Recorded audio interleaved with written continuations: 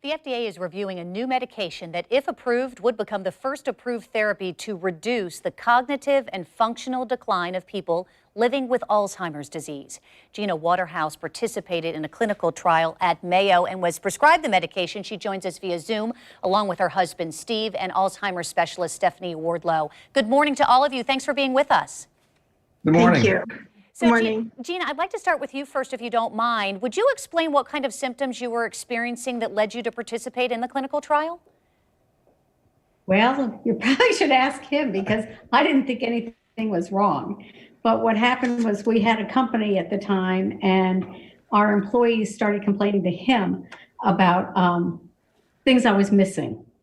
And so he made an appointment for me at Mayo without telling me. And that's how it all started. That's so typical of a husband and wife, right? So then Gina, what kind of results then did you see? And then I'm going to ask Stephen the changes that he saw in you. But first with you, what kind of results did you notice? Well, in the beginning, I didn't notice anything. There were two stages of the study. The first 18 months was a blind study, and I didn't know if I was getting the drug or the placebo. And then after that, I was definitely getting the drug. And as it turns out, I was on the placebo for the first 18 months, so I didn't see anything. But eventually, I did start seeing things. And Stephen, how would you describe the changes you saw in your wife? Well, they measure the cognitive ability of the people that are in the study.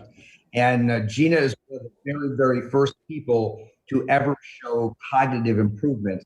When I was talking to the doctor, I mentioned to them that she really did a very good job of navigating the other day through some driving we were doing. I said, is that unusual? And they said, it's phenomenally unusual.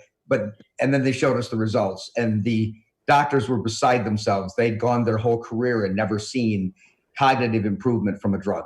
Wow. So Stephanie, let me bring you into the conversation if you don't mind. Can you tell us more about this drug? It's called aducanumab. It's aducanumab. It's kind of a hard word to say. I've had to practice myself.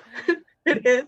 I don't know why they do that to us, but so it's aducanumab, and if approved, it would become the first approved therapy to reduce the cognitive and functional decline of people living with Alzheimer's.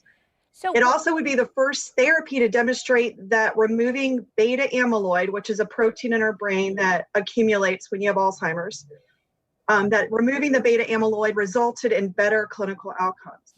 So this is the first time. Go ahead. This is the first time that a new investigational drug submitted to the FDA addresses the biological causes associated with Alzheimer's dementia. So, Stephanie, it's interesting because while you're talking, we've got the placebo and then the results from baseline and follow-up on the screen. Can you explain the significance of this, after these patients took this medication based on what we were seeing? So Gina had the placebo, but then after she was given the medication. So it just shows that the medication did work in Gina. And what makes it different from other forms of therapy that maybe are on the market right now? So we only have the FDA-approved medications that we currently have, cholinesterase inhibitors, and then we have the Namenda, which works on glutamate receptors. And it's impacting symptoms of the disease, but it's not disease-modifying. Aducanumab is different. It will be disease-modifying. Now, it's not a cure for Alzheimer's disease. I just want to make that clear, but it's a step in the right direction.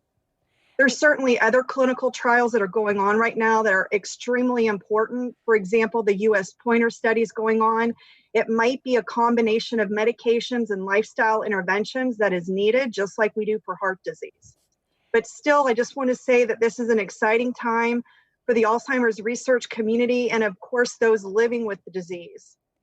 Gina, knowing what you do based on the feedback that you receive from the doctors, obviously, and also from your husband, and given that you have been diagnosed with early onset Alzheimer's, I know it's hard waiting for these clinical trials. Sometimes they can take months, even longer.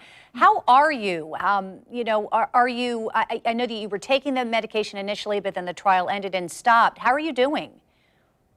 I'm doing well. I rely a lot on my watch to tell me when I have things to do and keep my calendar. And Steve, of course, helps me with a lot of things, reminding me. But I'm having a wonderful time, and I can't wait to get back on the drug.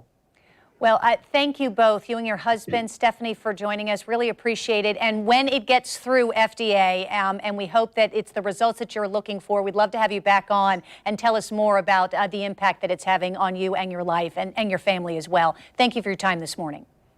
Thank you.